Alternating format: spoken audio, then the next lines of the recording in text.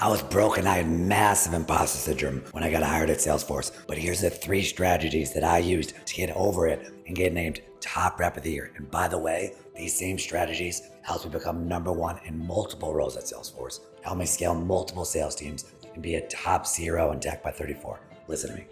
I was broke, like broke.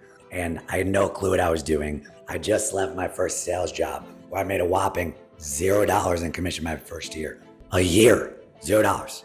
So I'm living proof that if you follow this, your results will improve. Just trust me on this. So the first thing is understand breadcrumbs. Success leaves clues. So it's foolish to try to reinvent the wheel. I made it a point on day 1 that I was going to sit down with every top performer who was known for a specific skill set and pick their brain and learn. Different people that you work with. I found the person that was best known for their talk tracks, the person who had the best tonality, the person who injected humor into their calls, the person who was the best at asking the tough questions, the person that had the best systems and cadences, the person that had the best email copy. I found all of them and I cherry picked the things that I loved the most and I got rid of the rest of it, because you can't be the best if you don't learn from the best. Think about it. If you're gonna cook, you're not gonna create a recipe from scratch. If you're gonna be a great chef, you're gonna follow the recipe and then you're gonna do it and do it and do it. And then over time, you add a little flavor to make it your own. That's what we're doing here. We replicate before we iterate, but you have to find the people to replicate from first. And that's the first strategy.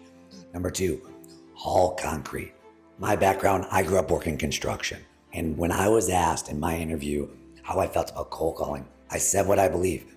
Cold calling isn't hard work. You know what's hard work? Hauling concrete in the hot sun in Louisiana in the summer. That's hard work. Look, the reality is, if you apply a blue collar work ethic in a white collar field, you're gonna do some serious damage. Because the reality is, if you want to be great, or in my case, just get over imposter syndrome. You have to go the extra mile when others aren't willing to do that. So if the average rep is making $50 a day, well, you don't leave till you're done making 70. It's that simple. Inputs drive outputs. And every single time I've got away from this tried and true principle, my results suffered. From SDR to AE, from SMB up to selling the Fortune 500, when I was a sales leader, even when I was a CRO, and now as an entrepreneur, every single time I've got away from that, my results suffered. So you've got to understand that. And number 3 is OODA loop.